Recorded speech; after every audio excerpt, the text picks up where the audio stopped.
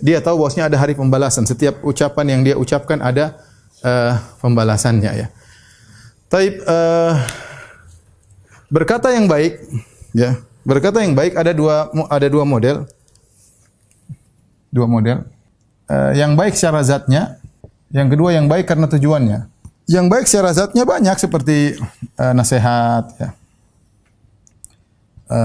Baca Quran misalnya, kata-kata yang baik ya, atau apa namanya? Berzikir. Ini semua kata-kata yang baik ya. Baca Quran dan lain-lain. Secara zatnya dia adalah perkataan yang baik. Ada yang baik karena tujuannya. Asalnya adalah perkataan biasa.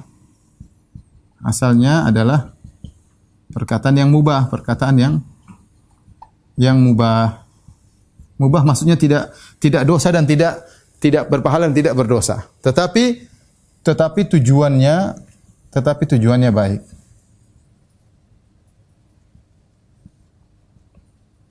Ya. Contohnya apa? Contohnya ngobrol sama istri. Mungkin biasanya ngobrol apa, ngalur ngidul, ngobrol anak, ketawa ketiwi ya. Pahalanya enggak ada, ngobrol-ngobrol doang. Tapi karena tujuan kita untuk menyenangkan istri, biar dia tentram sama kita, biar kita merasa diperhatikan, dia merasa diperhatikan, maka dapat pahala. Ya. Sama, kita ketemu dengan ibu, kita ngobrol yang tidak ilmiah, tidak ada nilainya kalau dilihat daripada zat pembicaraan tersebut. Ngobrol ngalor ngidul, ngobrol sini, ngobrol rumah, ngobrol apa kayak makanan kayak enggak ada zat ibadahnya di situ. Tapi tatkala kita niatkan untuk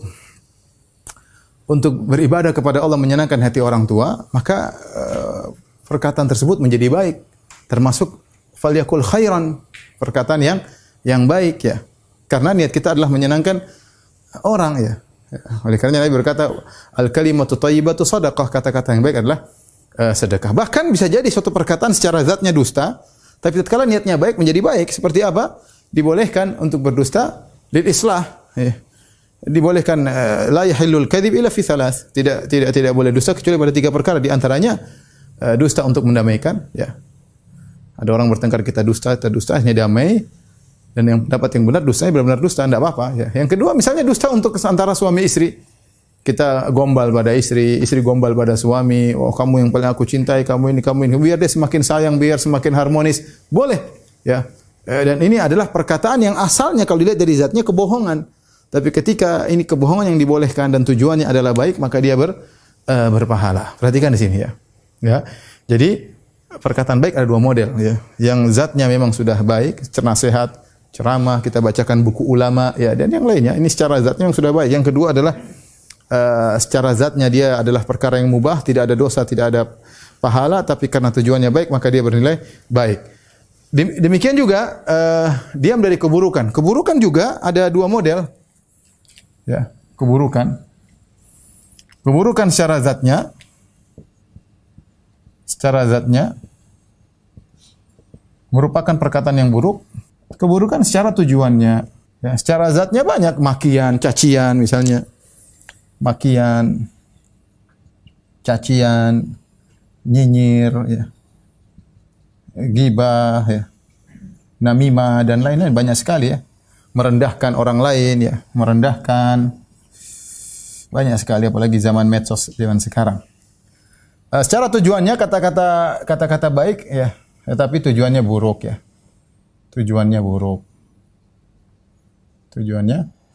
buruk, misalnya untuk membuat keributan di antara 2 orang yang saling dekat, apakah suami istri ataukah misalnya dalam rangka untuk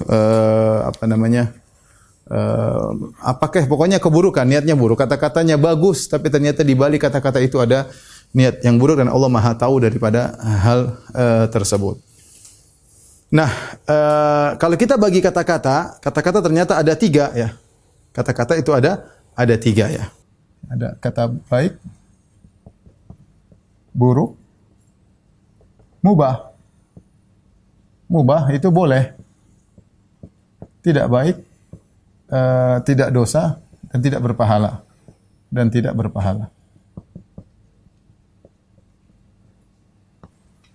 Kalau kita berkata baik dapat pahala. Kalau kita berkata buruk dapat dosa. Kalau mubah ya tadi tidak berpahala dan tidak dosa. Ketika Nabi mengatakan, "Falyakul khairan aw liyasmut."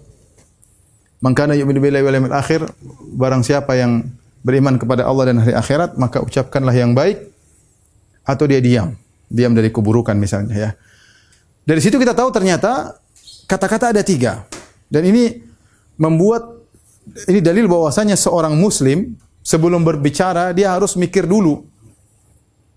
Kelaziman, karena kita disuruh mikir baik atau tidak. Nabi yang bilang, barang siapa beriman kepada Allah dan hari akhirat, maka dia ucapkan baik atau dia diam. Berarti kita harus mikir, ini saya mau ucapkan baik atau tidak. Biasakan diri kita.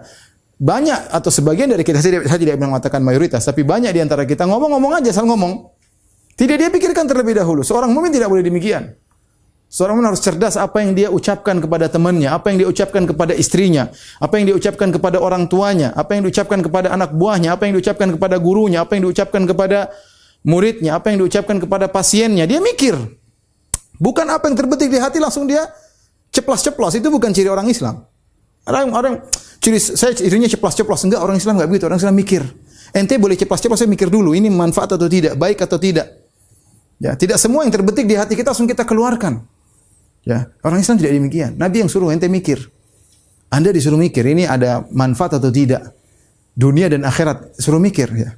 Sehingga ketika kita setiap mau ngomong mikir dulu, kita jadi jarang ngomong. Masalahnya kita seringnya ngomong tidak mikir, itu masalahnya. Nanti setelah timbul dampaknya baru kita mikir. Coba kalau kita mikir dulu, ya, mau ngomong sama orang tua mikir kata-kata. Ada yang mau kita ungkapkan, nanti orang tua saya sedih. Kita milih kata-kata yang kita kata-kata yang enak, yang orang tua tidak tersinggung. Ngomong sama istri.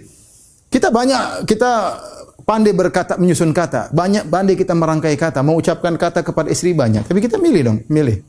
Mana yang kira-kira istri kita senang, tidak. Kita bisa menasihati tanpa dia membuat dia menangis. Mikir. Sama seorang istri kepada suami apalagi. Mikir, bukan apa yang terbetik dalam hatinya langsung ungkapkan. Kamu begini, mikir dulu dong. Ya. Sebelum diungkapkan pada suami, apa yang kira-kira suami saya membuat tambah cinta kepada saya? Apakah saya ungkapkan gini kemudian maslahat atau mudarat? Yang penting saya keluarkan, yang penting saya curhatkan, yang penting saya ungkapkan. Enggak, orang Islam enggak begitu, suruh mikir. Baik atau buruk ditimbang. Ini kaidah yang agung yang buat orang tidak banyak ngomong. Yang jadi masalah kita di dunia sekarang di zaman medsos yang orang hobi ngomong, hobi komentar, sedikit komentar. Apalagi gelisah setiap ada masalah pengen komentar supaya banyak follower ya, bikin klip tidak berhenti. Ya. Enggak peduli apa akibatnya di dunia maupun di akhirat. Ya, maka waspada seorang hebat bukan orang yang banyak omong ya, tapi seorang yang dia bisa memperkenalkan apa yang dia ucapkan, berdampak baik atau dampak buruk. Kalau itu baik silakan ucapkan. Ya. Lihat maslahat dan mudaratnya, kalau itu buruk maka hendaknya dia diam, ya. Hendaknya dia diam. Oleh karenanya di sini kita tahu ibadah ada 2 di sini. Ini ibadah, berkata baik ibadah. Diam juga ibadah, diam dari keburukan juga ibadah. Manakah yang lebih afdal dari berkata, mana yang lebih ibadah yang lebih afdal? Berkata baik atau diam? Khilaf di kalangan para ulama. Mana yang lebih baik? Kita ini banyak omong atau banyak diam? Ya, maka khilaf di kalangan para ulama. Sebenarnya berpendapat bahwasanya seandainya sama derajatnya antara ngomong atau tidak, lebih baik kau ngomong. Kenapa dengan ngomong kau beri maslahat kepada orang? Orang yang diam dia hanya maslahat untuk dirinya sendiri. Ini pendapat. Bahwasanya ngomong lebih baik daripada diam. Kalau ternyata nilainya sama. Kalau nilai diam lebih tinggi ya sudah jangan ngomong. Ini taruhlah nilainya sama. Saya ngomong oke, enggak ngomong juga oke. Mana pilih mana? Sebenarnya ulama mengatakan pilih ngomong. Karena dengan kau ngomong kebaikan, kau akan mentransferkan kebaikan tersebut kepada orang lain. Beda kalau kau diam, maka untuk pribadimu sendiri. Pendapat yang lain mengatakan tidak. Ketika sama seimbang antara diam atau ngomong, lebih baik diam. Makanya diriwayatkan dari Luqman Al-Hakim, sebagian Ibnu Mubarak pernah ditanya tentang perkataan Luqman Al-Hakim. Luqman Al-Hakim pernah berkata, "In kana al-kalamu min fiddah, fas-sukutu min dhahab." Kalau seandainya berbicara itu dari perak, maka diam itu dari emas. Boleh saya katakan zaman sekarang kita lebih banyak perlu ibadah diam daripada ibadah ngomong. Di zaman penuh fitnah yang buat kita gatal untuk berkomentar, segera kita memainkan jari kita untuk mengetik apa yang ingin kita ngetik. Lebih baik kita banyak diam. Kita bisa komentar, bisa. Bisa, mungkin kita bisa rangkai kata-kata, kita bisa bikin viral, bisa. Kalau sengaja bisa aja. Tapi apakah kita cari perhatian orang? Diviralkan semua orang biar kenal kita. Apa faedahnya? Kita mikir dong, mikir. Sekedar yang penting viral, yang penting rame, yang penting follower banyak, yang penting banyak penontonnya, ya, viewersnya banyak. Apa yang kita cari? Ya, mikir. Orang Islam disuruh mikir, berkata baik, ya, atau diam. Dua-duanya merupakan ibadah. Tapi menakjubkan saya perkataan dari Umar bin Abdul Aziz rahimahullahu taala. Ketika dia berkhutbah kemudian dia diam. Maka dia pun menangis. Orang berkata, "Umar, kenapa kau tidak lanjutkan khutbahmu?" Ya. Dia mengatakan al-kalamu fitnah. Perkataan itu fitnah, pembicaraan fitnah. Bisa memfitnah diri seorang. Ya, dia ngomong dengan begitu indah, kemudian dia terfitnah dengan omongannya sendiri. Dia merasa dirinya hebat, terkena ujub dan yang lainnya, dan itu mungkin terjadi. Ya, dia merias perkataannya, dia menghiasi sehingga setiap dia ngomong dia kagum dengan omongannya. Dia habis pertemuan tadi, Masya Allah tadi saya ngomong luar biasa. Setan bisikan, Bapak tadi ceramahnya mantap, wah sudah. Atau Bapak tadi nasihatnya luar biasa, mengena. Ujub masuk dalam diri tanpa dia disadari, dia menyelamatkan orang, dia membakar dirinya sendiri. Waliyadzubillah ya, waliyadzubillah. Maka seorang sampai dikatakan sebagian salaf, kalau kau menakjubkanmu, diammu, berbicaralah. Kalau kau kagum dengan bicaramu, diamlah. Ini semua kembali kepada apa? Menata hati, menata hati. Ya, jadi ada perkataan baik ibadah, diam juga ibadah. Kita berusaha selalu dalam ibadah. Kalau kita berkata baik, ingat ada berkata baik secara zatnya ibadah, berkata baik tujuan juga adalah ibadah. Ya. Bahkan terkadang kita harus milih perkataan yang terbaik daripada yang baik. Seperti firman Allah Subhanahu wa taala, "Wa qul li ibadi yaqulu allati hiya ahsan." Ya. Dan katakanlah kepada hamba-hambaku untuk mengucapkan perkataan yang terbaik. Ada perkataan yang baik-baik, pilih yang terbaik. Inna syaitana yanzagu bainahum. Sesungguhnya syaitan mengadu-domba di antara kalian. Kalau kita lagi bicara sama kawan, pilih yang terbaik. Jangan saya menyinggung hatinya, jangan nyinyir. Jangan kita bangga, kita ceplos-ceplos, saya ceplos-ceplos. Enggak, Islam enggak begitu. Islam suruh Anda mikir. Jangan Anda bangga dengan kebahlulan Anda, ceplos-ceplos. Ceplos-ceplos itu enggak bagus. Ceplos-ceplos kalau pada tempatnya oke, tapi kalau setiap hari, setiap saat ceplos-ceplos enggak bagus. Mikir dulu dong. Apa yang kita omongin baik atau tidak, mikir. Ya. Kecuali kalau Anda enggak punya otak, kalau Anda punya otak gunakan pikir. Betapa banyak orang terjerumus dalam kebinasaan gara-gara omongan. Betapa banyak di zaman sekarang orang menyesali apa yang dia sudah ucapkan. Perkataan kalau masih kita pegang, milik kita. Kalau kita sudah lepaskan, bukan milik kita lagi. Sudah terlanjur terlepas. Akhirnya minta maaf lah, akhirnya inilah, akhirnya anulah. Selama masih kita pegang, masih dalam kuasa kita. Ketika sudah terlepas, sudah terlanjur tulis di Twitter, sudah terlanjur tulis di mana kek. Hati-hati ya. Seorang waspada dalam berucap. Makanya tidaklah seorang sempurna imannya kecuali dia menjaga lisannya. Kecuali dia menjaga lisannya. Kata Nabi sallallahu alaihi wasallam, "La yastaqimu imanul abdi hatta yastaqima qalbuhu wa la yastaqimu qalbuhu hatta yastaqima lisanuhu." Bahwasanya la yastaqimu imanul abdi, iman seorang hamba tidak bisa istiqamah hatta yastaqima qalbuhu, sampai hatinya istiqamah, sampai qalbunya istiqamah. Wala yastaqimu qalbuhu, dan qalbunya tidak bisa istiqamah hatta yastaqima lisanu, sampai lisannya bisa istiqamah. Kalau Anda lihat orang ngomong barang ngomong itu hatinya enggak beres. Yang bilang siapa? Nabi SAW. Bukan saya yang bilang. Asal nyemprol, asal ngomong, asal rame, asal penting orang tertawa, asal orang berteriak-teriak, asal orang happy dengan dia. Ini orang enggak benar. Imannya enggak beres berarti. Imannya enggak beres. Orang bukan hanya dipuja sesaat.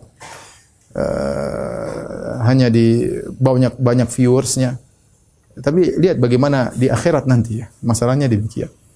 Taib, jadi seorang waspada, apalagi zaman sekarang, jangan asal ngomong. Seorang berpikir terlebih dahulu sebelum dia omongkan. Lihat itu omongan baik atau buruk atau mubah. Kalau mubah bolehlah. Kalau kita ada perkataan mubah, larikan kepada niat yang baik sehingga yang mubah tadi berubah menjadi berpahala. Tatkala kita ngobrol sama istri, ngobrol sama orang tua, ngobrol sama kawan, kita perkataan kata yang mubah sehingga masukkan kegembiraan dalam hatinya, itu boleh niatnya, niat kita untuk menyenangkan orang tersebut ya. Selama tidak bohong, selama bercandanya tidak bohong, insyaallah dapat pahala karena menyenangkan hati orang lain. Taib.